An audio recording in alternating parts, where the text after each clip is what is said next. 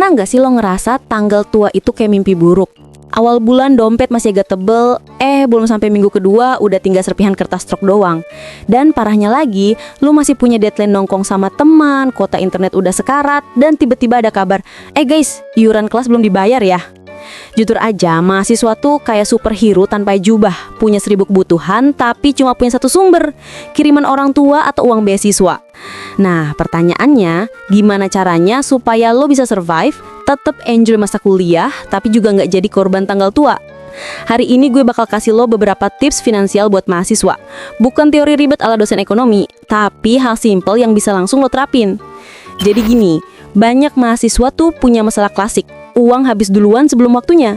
Alasannya macam-macam. Ada yang karena kebiasaan jajan nongkrong setiap hari, beli barang karena FOMO, atau ya karena nggak ngerti cara ngatur uang. Fenomenanya jelas banget. Banyak mahasiswa tiap bulan rela minjem teman buat sekedar makan siang. Ada yang hidup mewah di awal bulan, traktir sana-sini, tapi akhir bulan makan mie instan doang. Ada juga yang baru sadar pentingnya nabung pas laptopnya rusak, dan tabungan nol besar. Kenyataannya, masa kuliah tuh fase paling rawan. Lo lagi belajar mandiri tapi belum punya penghasilan stabil. Nah, kalau dari sekarang lo udah bisa ngerti cara ngatur finansial, itu bakal jadi modal gede buat hidup lo ke depan. Oke, sekarang kita masuk ke inti. Tips finansial buat mahasiswa. Gue bakal pecah jadi 6 poin utama biar gampang lo cerna. Poin pertama, catat pengeluaran, jangan males. Lo tahu nggak? Kebocoran finansial itu seringnya bukan di hal gede, tapi hal receh.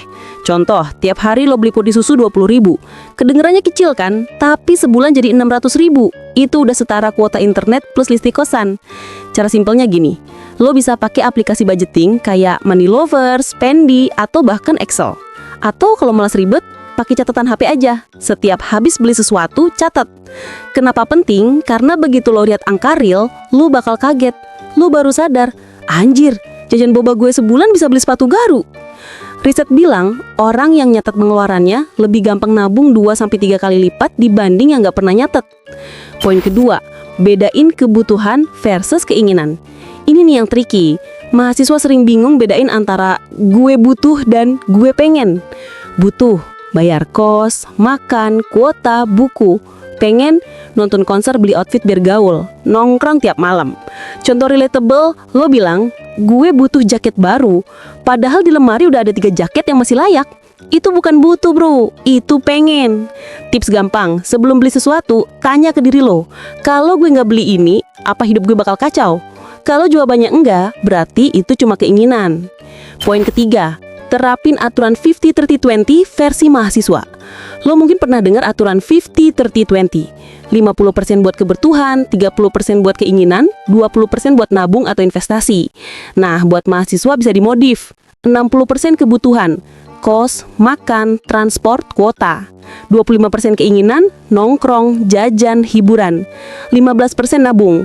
Nabungnya buat apa? Buat hal mendesak, kayak laptop rusak, HP jatuh, atau ada tugas dadakan yang butuh priorana. Percaya deh, tabungan kecil itu penyelamat banget. Poin 4, cari side income sesuai passion. Lo jangan cuma bergantung sama kiriman orang tua. Zaman sekarang banyak banget peluang buat mahasiswa cari duit. Jadi freelance desain, nulis, atau ngajar. Jadi admin medsos UMKM, buka jasa les buat anak SMA, atau jual barang pre-love di marketplace. Contoh, temen gue kuliah jurusan desain, dia bikin template CV di Canva, jual di marketplace digital, tiap bulan bisa dapat jutaan. Kuncinya, pilih kerjaan sampingan yang gak nganggu kuliah, tapi tetap nambah skill. Jadi double kill, dapat duit, dapat pengalaman. Poin 5, hindari hutang konsumtif. Ini bahaya. Lu mungkin mikir, gampang lah gesek paylater dulu, ntar ada duit baru bayar. Masalahnya, kalau lo belum punya income tetap, paylater itu kayak gali lubang tutup lubang, ujungnya bisa numpuk.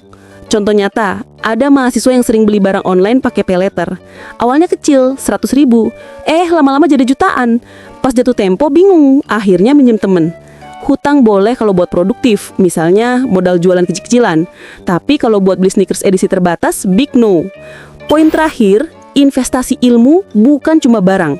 Satu hal yang sering dilupain mahasiswa, investasi terbaik itu bukan saham, bukan kripto, tapi ilmu.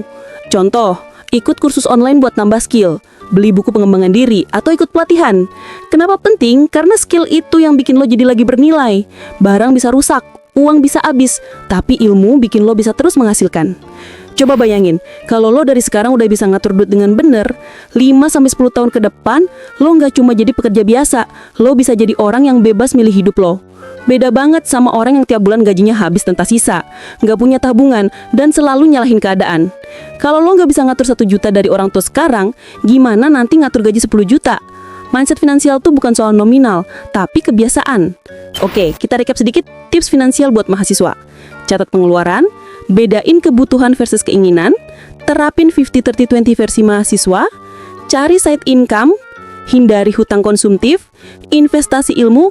Jadi, mulai sekarang, yuk belajar jadi mahasiswa yang cerdas finansial, biar lo nggak cuma survive, tapi juga berkembang. Kalau lo merasa video ini bermanfaat, jangan lupa klik like, komen pengalaman finansial lo di kolom komentar, dan subscribe biar gak ketinggalan konten-konten berikutnya. Sampai ketemu di video selanjutnya.